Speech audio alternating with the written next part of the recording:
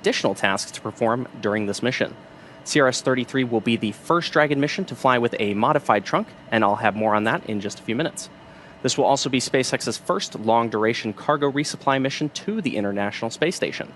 Unlike previous cargo resupply missions, where Dragon remained at the station for roughly a month, for this mission, the spacecraft is planned to remain docked for several months. Now, at T-minus 18 minutes and 50 seconds until liftoff, we're looking good for an on-time liftoff, and the range is ready to support tonight's mission.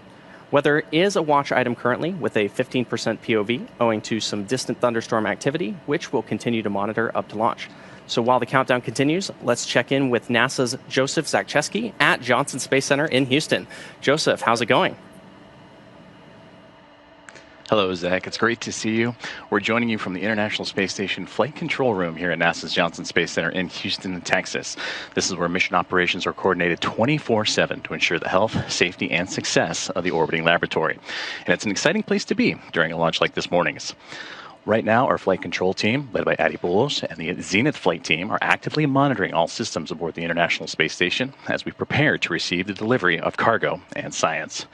Now, Dragon's ultimate destination is, of course, the International Space Station, and the entire team here in Houston is working closely with you and the team at Hawthorne and the launch team at Cape Canaveral to make sure everything is on track.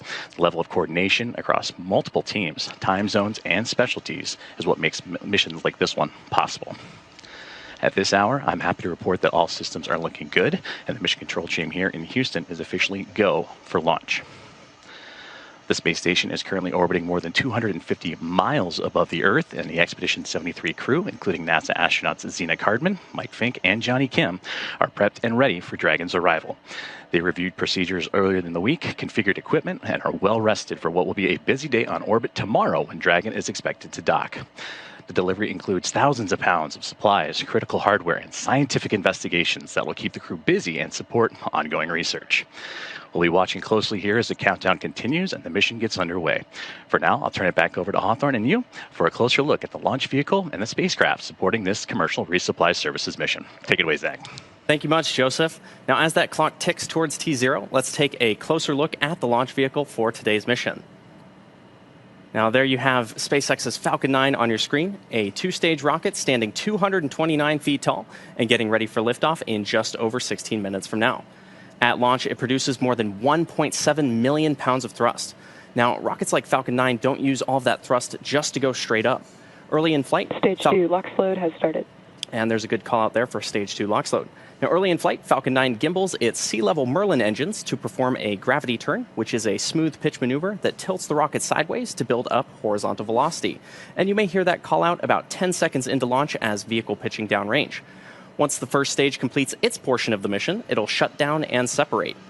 A staged rocket like Falcon 9 sheds the booster to eliminate the weight and uncover the Merlin vacuum engine, which we refer to as the MVAC, on Stage 2. And to reach orbit, the vehicle needs to go really fast, hitting an orbital velocity of about 28,000 kilometers per hour just to keep it from falling back to Earth. And thinking about that another way, it's fast enough to lap the Earth in about 90 minutes. Now, after stage separation, today's booster will be landing on our drone ship, a Shortfall of Gravitas, which is currently stationed in the Atlantic Ocean. And for those following along, this booster will be returning to Earth for its 7th time. The second stage will take over from there, powered by that single MVAC engine. With its extended nozzle and optimized design, the MVAC drives maximum performance, producing 220,000 pounds of thrust in the vacuum of space. And at the top of Falcon 9 today is our Dragon spacecraft. Dragon is equipped with 16 Draco thrusters that can be used in space to help navigate the spacecraft to its destination, and each of those provide 90 pounds of force. Now, Dragon is the first private spacecraft to take humans to the orbiting lab, having flown 300,000 pounds of cargo and more than 1,000 experiments to space to date. All in, Dragon has been to orbit 54 times, visited the space station 49 times, and has flown 19 human spaceflight missions and 74 crew members, representing a total of 20 countries. Our versatile Dragon spacecraft can autonomously dock with the International Space Station when outfitted with a docking adapter, which is how it's configured for today's flight. And when it's not going to the space station and it's in free flyer mode, that docking adapter can be swapped out for a cupola, as it was back during the Inspiration 4 and From 2 private astronaut missions.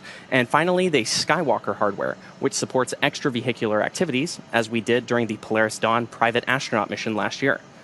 Now, with T0 coming up in just over 14 minutes from now, our teams are doing a series of system checks to ensure both Dragon and Falcon 9 are ready to fly. And while that countdown continues, let's talk about a new Dragon capability that SpaceX has had in development. Now, as I mentioned at the top of the show, Dragon will be performing some additional tasks during this mission in addition to its primary cargo mission. During the CRS-31 cargo resupply mission in 2024, Dragon successfully performed a reboost test for NASA that demonstrated Dragon's ability to help maintain the station's current altitude. That test helped inform plans for CRS-33, where Dragon will fly an extended mission and repeat the demo with a modified trunk. This modified trunk contains an independent propellant system, separate from the spacecraft, which fuels 2 Draco engines. Now, the reboost tests will begin in September, with a series of burns planned periodically throughout fall of 2025. Testing these added capabilities will provide NASA with additional options for station operations in the coming years. Now, many SpaceX teams contributed to this new capability, from propulsion, flight software, and guidance and navigation teams in Hawthorne, to testing and qualification in McGregor, Texas, and of course our integration and launch teams based out of Florida. This additional hardware makes CRS-33 a unique mission to look forward to. Now let's head back to Joseph over at JSC for a look at the advances being made possible by the space station. Joseph?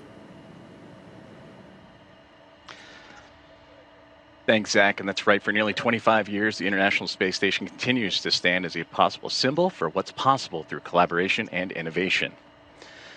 Since November 2nd of 2000, humans have lived and worked aboard the orbiting laboratory, continuously pushing the boundaries of human spaceflight and scientific discovery. The station has welcomed more than 280 people from around the world. In fact, with Crew 11 recently joining at the beginning of the month, now 290 they have hit, and supported over 4,000 research investigations, leading to breakthroughs in medicine, materials, and technology that benefit life on Earth and future missions deeper into space. It's inspired millions of students through education programs and demonstrated the strength of international partnerships. As we look ahead to the 25th anniversary of continuous human presence this November, the space station remains a powerful example of what humanity can achieve together. The International Space Station, 25 years of innovation, discovery, and the enduring spirit of exploration. And liftoff. International Space Station is underway. We are in the golden age of the space station right now in terms of the return on investment and what we're able to do there. One of the great legacies of the space station is not just going to be science, but very importantly, the international cooperation. This is perhaps most prominent, international cooperation for exploration.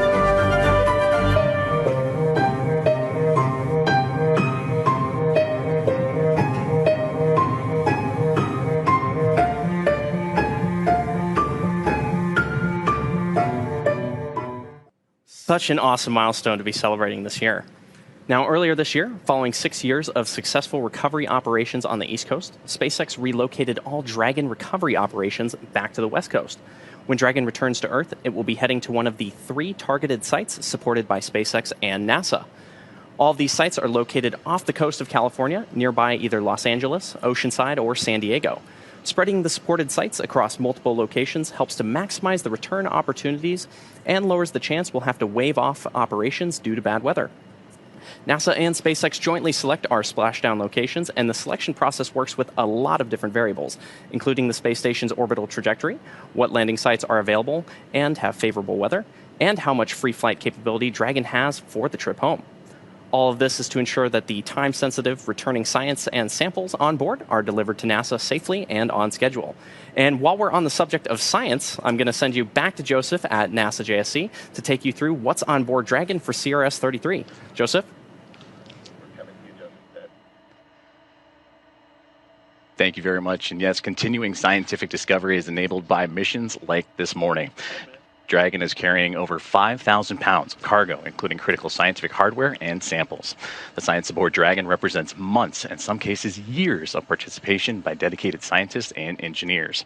Here are some of the highlights of what's inside Dragon this morning. SpaceX is set to launch its 33rd resupply service mission to the International Space Station, carrying science investigations to further NASA's missions to deep space and benefit life on Earth. 3D printing and microgravity makes it possible to manufacture more uniform and stable structures that cannot be produced on Earth. The InSpa Auxilium bioprinter will 3D print an implantable medical device that could deliver drugs to support nerve regeneration. This space-printed implant may be a viable alternative to current treatments for patients suffering from nerve injuries on Earth. Bone loss is one of the major problems with aging on Earth and a well-documented concern for astronauts on long-duration space missions. The microgravity-associated bone loss B investigation will observe bone marrow stem cells, which are known to play a role in making and repairing skeletal tissues. Results may improve countermeasures and treatments for bone loss in humans on Earth and in space. The European Space Agency will continue producing metal objects in microgravity using their metal 3D printer. After successfully printing 4 small parts on station, researchers have designed new cube-shaped specimens to further evaluate the printer's performance. Testing 3D printers in space may expand the possibilities for in-space manufacturing and maintenance on future missions beyond low Earth orbit. The winners of NASA's Vascular Tissue Challenge will study how bioprinted liver tissues containing blood vessels behave in space. Insights from this study could shed light on how small blood vessels form in engineered tissue, advancing the space-based production of tissues and organs used to treat patients on Earth.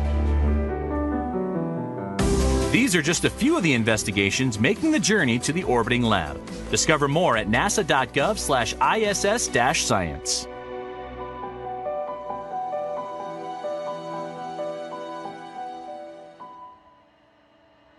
Some really exciting experiments on board this mission. Now, coming up shortly in the countdown, the Transporter Erector, or TE, will begin to retract away from Falcon 9. That is the large truss structure you see standing next to the rocket. Now, that TE is hinged at the base and connected to the launch mount beneath the first stage.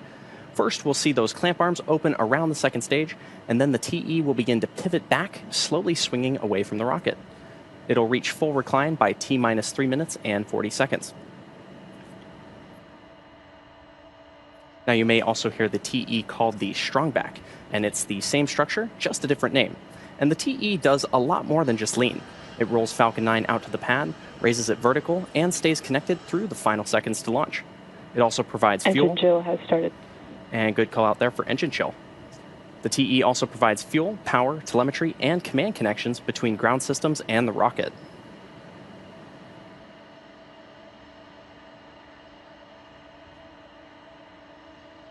Now, the booster flying on today's mission is flying for its 7th time today, having previously supported NASA Crew 10, Bandwagon 3, O3B, mPower 7 and 8, and 9 and 10, and 2 separate Starlink missions.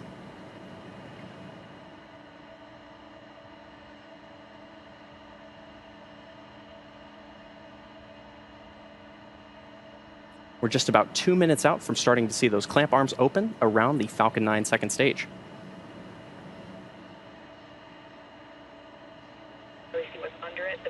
Stage 1 RP1 load is complete.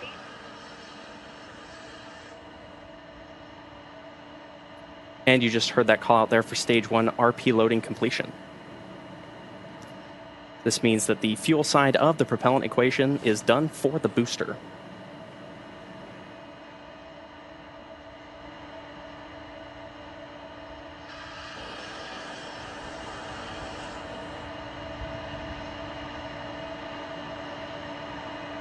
We've got some absolutely amazing views of our launch pad there.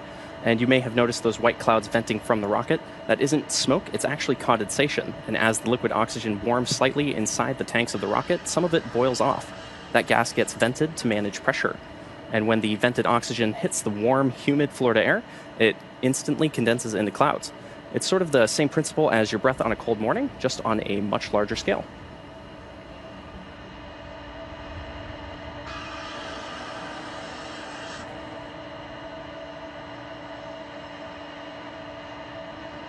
Now we're just about 40 seconds away. Tanks are pressing for strongback retract. And there's that call out. Dragon is in terminal count and is on internal power. And both good call outs there. That first one was a call out from our prop team that the tanks are being pressurized to enable the TE to begin to retract. So coming up in just a few moments, we will see those clamp arms begin to open around the second stage. And those clamps help stabilize the second stage during fueling. They also prevent movement in high winds. And once they're open, the rocket will be fully free at the top. Strongback retract has started. And there's that call out that strong back retract has started. We should be seeing those clamp arms opening around the Falcon 9 second stage.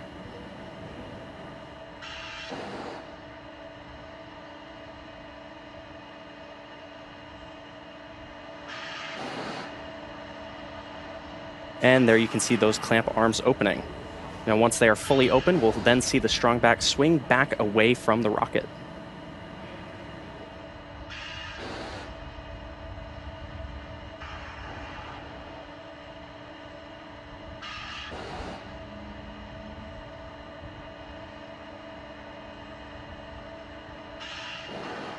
And there you can see that strong back moving away from the Falcon 9 vehicle.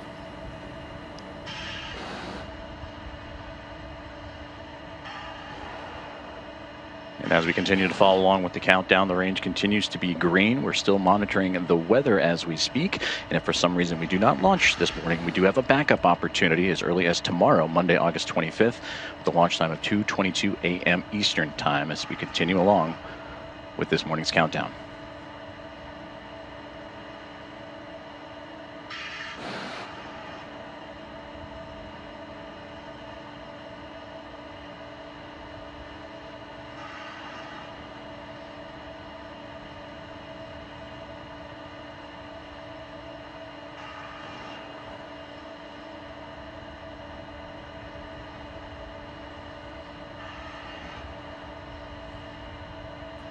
Stage 1 LOX load is complete.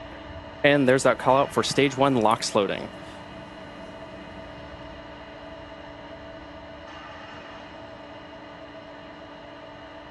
Now we should be hearing a call out shortly from now that the second stage is also fully loaded.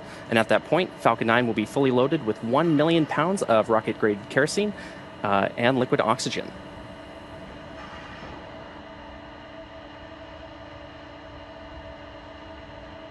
We should be hearing that call out for stage 2 LOX load completion in just about 10 seconds from now.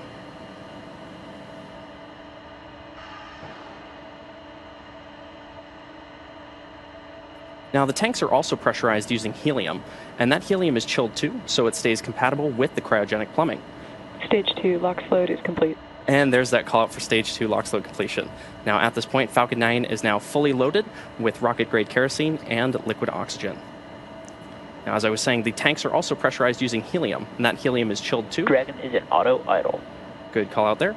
That helium is chilled too, so it stays compatible with the cryogenic plumbing. And during flight, that pressurization helps force propellant into the engines as the tanks empty. Now, at T-minus 60 seconds, Falcon 9... Ground gas closeouts.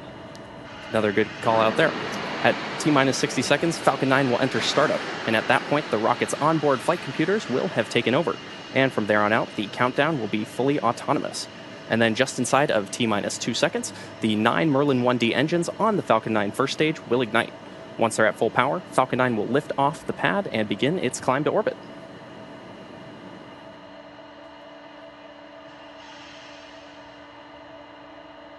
Falcon 9 is in startup. And there's that Dragon is in countdown. There's that exciting call out for startup and Dragon countdown, and both stages of Falcon 9 are now being pressurized for launch. The range also remains go for today's mission. Now we're just waiting for that final go from our launch director. Launch director, go for launch. And there it is. We are go for today's launch of Falcon 9 and the CRS-33 mission. So let's listen in to the final seconds of the countdown. T-minus 30 seconds.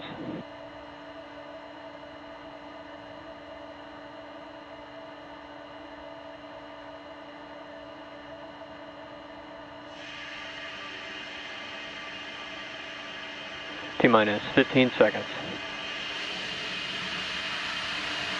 T-minus 10, 9, 8, 7, 6, 5, 4, 3, 2, 1. Ignition. And liftoff. Go Falcon, go Dragon. And liftoff. NASA's SpaceX's 33rd Commercial Resupply Services mission is on its way to the International Space Station. MOD chamber pressure is nominal. Great call. Is everything nominal, and the vehicle has begun pitching downrange to begin its journey to catch up to the orbiting lab.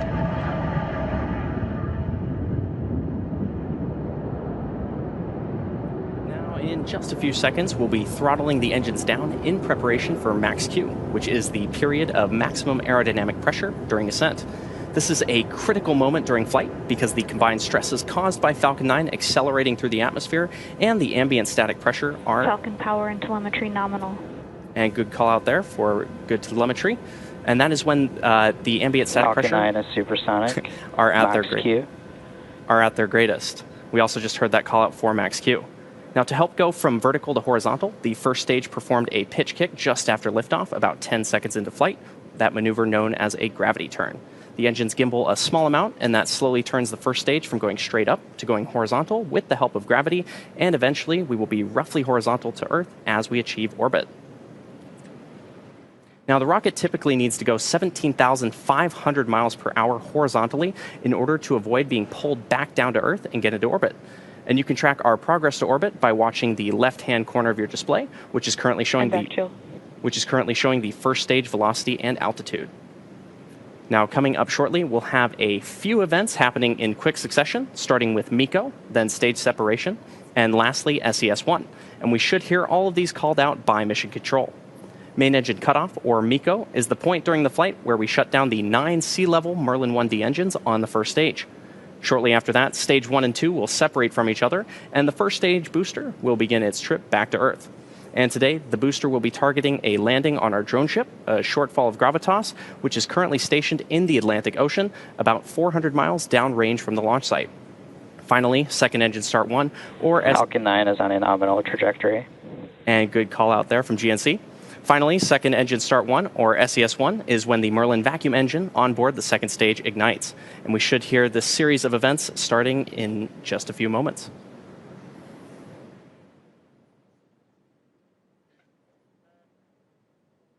Stage separation confirmed. About 2.5 minutes in.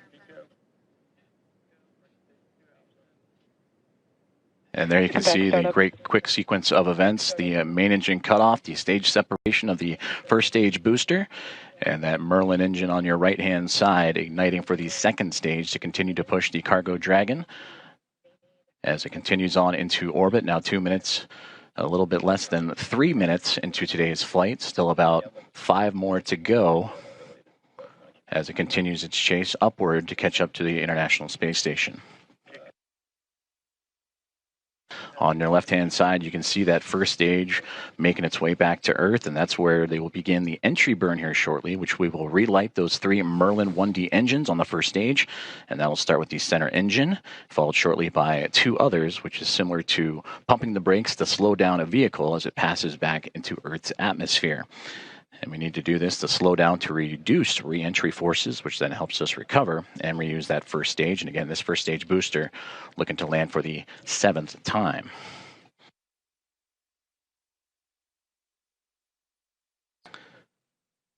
Now approaching 4 minutes into today's flight, just shy of halfway into powered flight. As you can see, the continued speed on the right-hand side to climb for that stage 2. And the Dragon spacecraft and the altitude also increasing by the moment.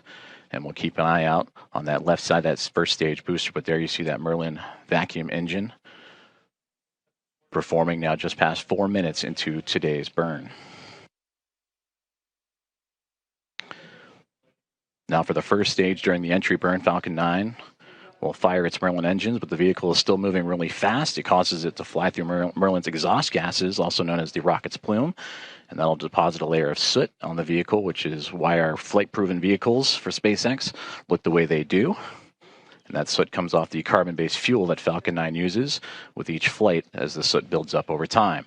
But now we're continuing to monitor that second stage Merlin vacuum engine continuing to perform as we have about 4 more minutes left into today's flight as it's now climbing well over 10,000 kilometers an hour and reaching an altitude just shy of 170 kilometers.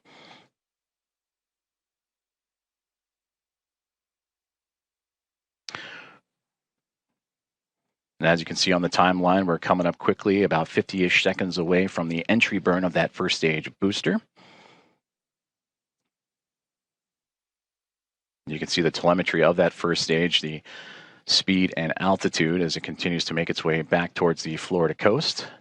But for now, we'll keep our eyes on that second stage Merlin vacuum engine continuing to power the Dragon cargo spacecraft, flying for its third time, delivering a key cargo and supplies to the International Space Station.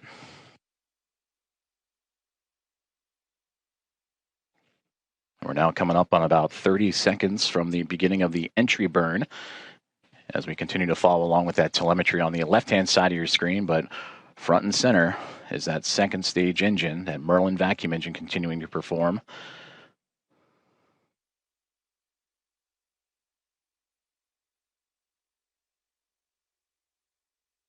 Stage 1 FTS has saved.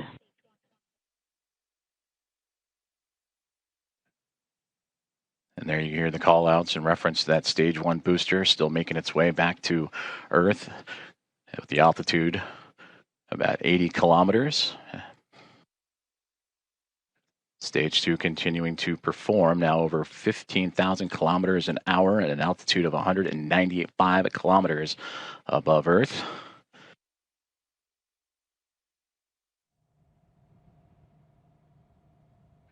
And here in just a few moments, we'll start hearing more call-outs for those entry burns coming up for the first stage. And there you can see it on the left-hand side.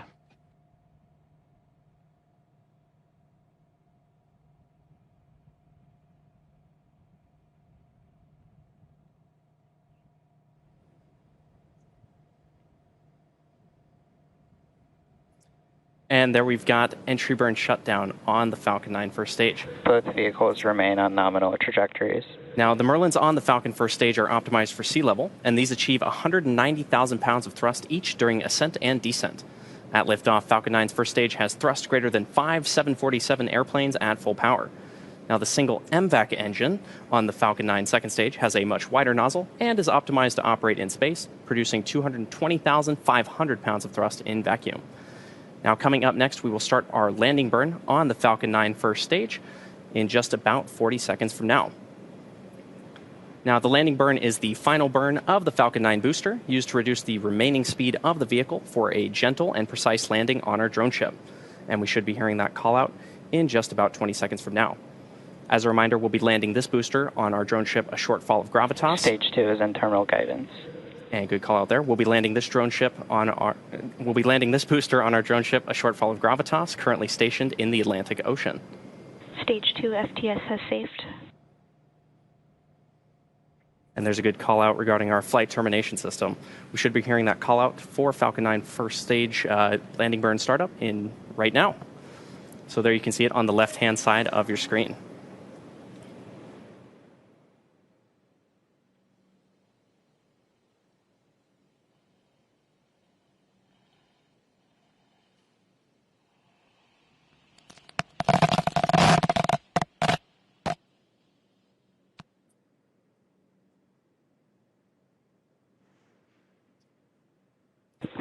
MVAC shutdown.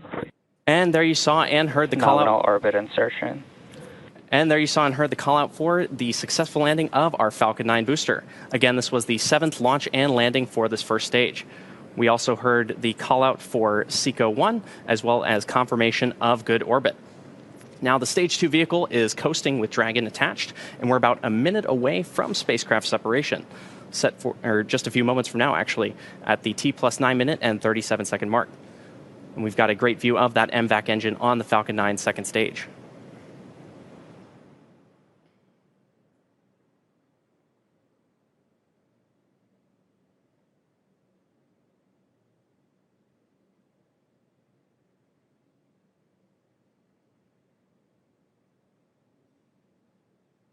Now, as a reminder, this will be this Dragon capsule's third flight to the International Space Station. And it's going to execute a series of additional burns with the Draco thrusters on its way to the station.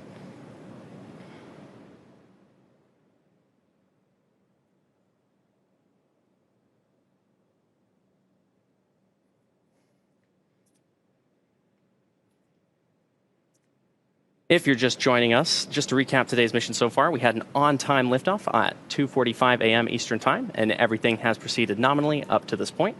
At about 2.5 minutes into flight, we saw separation of the first and second stages. That was followed by the successful landing of Falcon 9's first stage on our drone ship, a short fall of gravitas in the Atlantic Ocean. Now, as a reminder, this was the 7th launch and landing for this booster. At about T plus 8 minutes and 30 seconds, we had a successful second engine cutoff, or SECO-1, and that was followed by confirmation of good orbital insertion. And now we're just waiting for Dragon separation from the Falcon 9 second stage. After that will be the nose cone deployment on Dragon.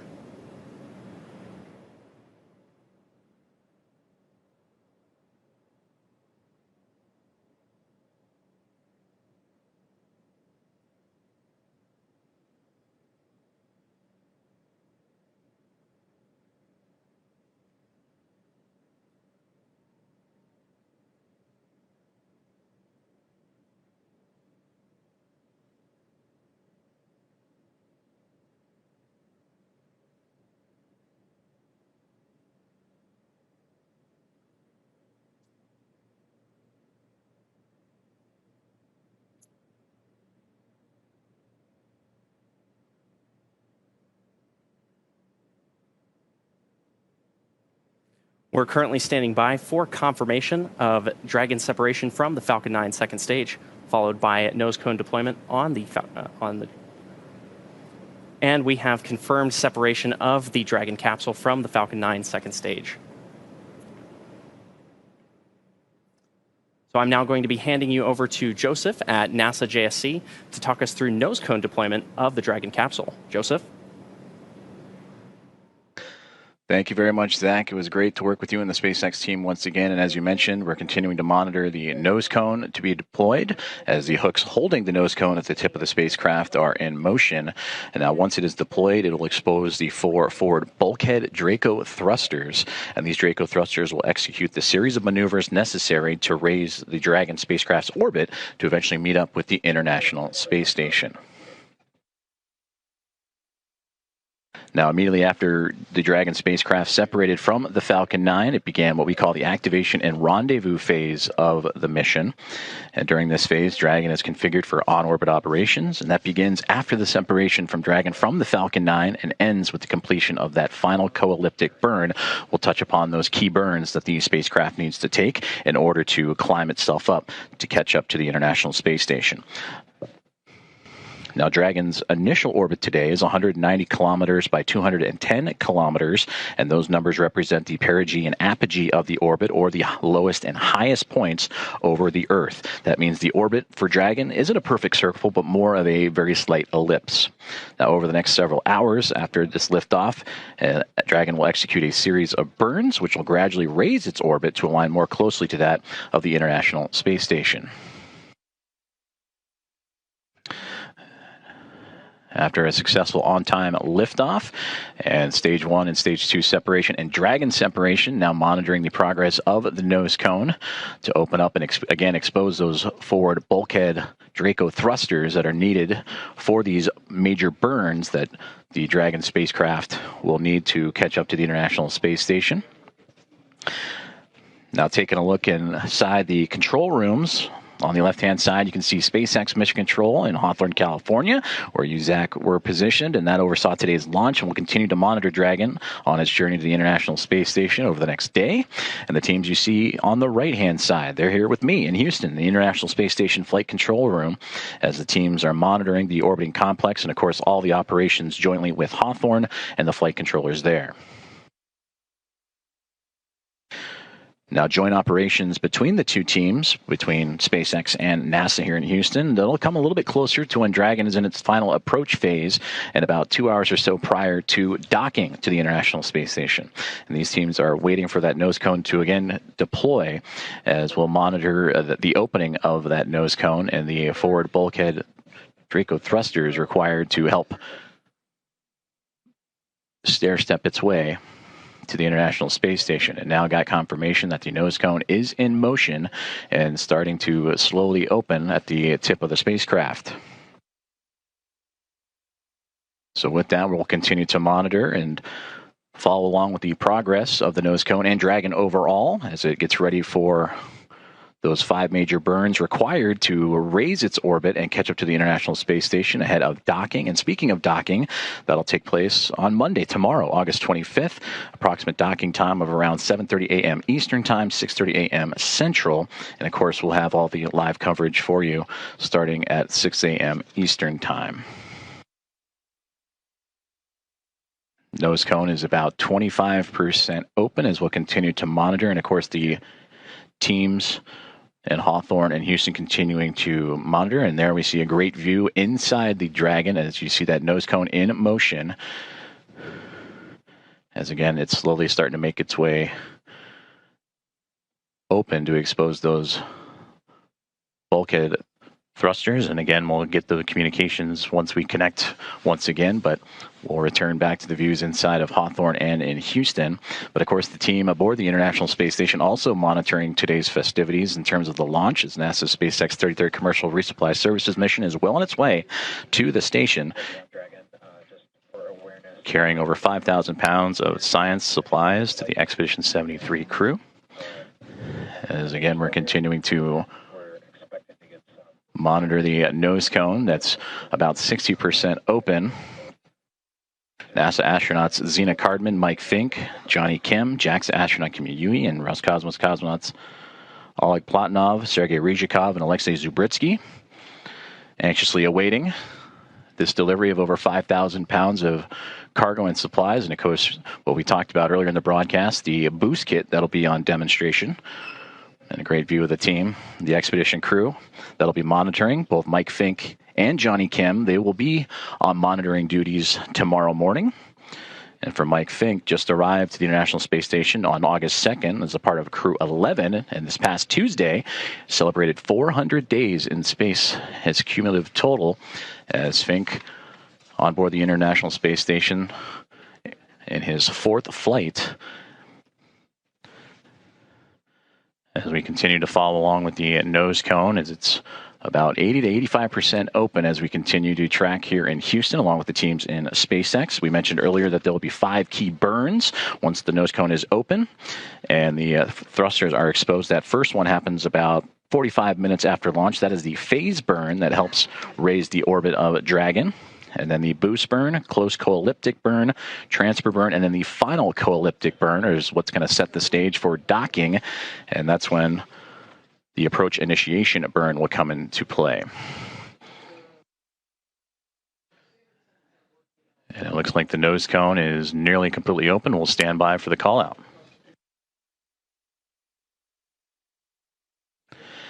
And there you heard it as the nose cone has opened, and you see a great view of the curvature of the Earth as the cargo Dragon spacecraft now well on its way to the International Space Station.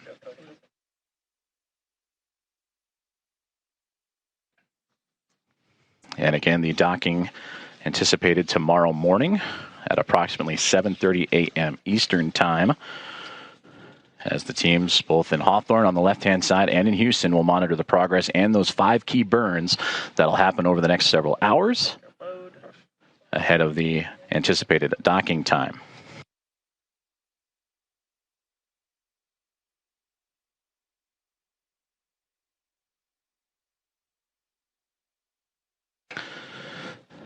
Now that we have confirmation that the nose cone is deployed and Dragon is ready for those phasing burns to the International Space Station with a successful orbital insertion and launch today, I'm now joined on console here in Houston's Mission Control in the International Space Station Flight Control Room by Bill Spetch, the International Space Station Operations Integrations Manager. Bill, thank you so much for joining us. Yeah, good to be here. We discussed key components and objectives for this mission for NASA's SpaceX's 33rd CRS Commercial Resupply Services mission, and one of those keys is the boost kit that is on board the Dragon and in the trunk. Can you explain how this system works and what advantages it offers compared to the traditional reboosts that the International Space Station participates in? Yeah, of course. So in this case, we have propellant tanks and a couple of Draco engines that are installed in the trunk of the Dragon. Normally, we would have some other external science or external cargo in that trunk area, but for this mission, we put propellant tanks and thrusters. And what that allows us to do is, once it gets to space station, we'll be able to raise the orbit of the space station using these two thrusters that are in the back. And what that means to us is we don't have to use up life on thrusters that are on board the International Space Station. So using a spacecraft that comes up and goes away and can be refurbished or flown anew, you get an advantage of not using the hardware that stays on the International Space Station, as we've been flying for a very long time, as you know. Now, this commercial resupply services mission also brings a suite of advanced 3D printing experiments, including bioprinting of medical implants, metal printing, and tissue engineering as a part of some of the science and highlights of the research that we featured earlier in today's broadcast as well. But certainly that has a critical perspective on how these capabilities are for long-duration exploration missions, say to the moon and eventually on to Mars. What steps are being taken to scale and take a look at these technologies for deep space missions and its value to be done here closer to home aboard the International Space Station? Yeah, there are a couple aspects, obviously. So we gain a lot of advantages in microgravity in our 3D printing, especially of tissues and things of that nature that can really help us in medical advances. When you look at like the metal 3D printing, when you get out to the moon and Mars, when you're a long ways away from Earth, and you don't have the same amount of resupply, even on board the ISS, our resupply happens every couple of months, and so we have to fly things occasionally. When you get out to Mars, obviously you can't just fly something up there and have it there. So being able to print out tools or components or anything else that we need is critical for us to be able to survive on the surface of the moon or even on Mars. And it's exciting to see what's going to come of those research and investigations as they unfold. And I know as Dragon has made its way up to orbit and begins to track down the International Space Station again with the targeted docking of tomorrow morning at approximately 7:30 a.m. Eastern Time. Well, with that too, Bill, you talked about the International Space Station and experience in operation for quite some time, celebrating the station's 25th anniversary of human presence this coming November. How do missions like this commercial resupply services mission continue to showcase the station's capabilities and its role in advancing this science, this technology, and the future of exploration? Yeah, we get a suite of experiments that we get to bring up every time a resupply mission comes to the ISS. We keep it functioning through spares and obviously the supplies for the crew, but ultimately it leads to that research that we get to do on board, and we have been doing for 25 years on board with crew. And what that allows us to do is really advance our knowledge and advance the leading edge of technology that allows us to step out further.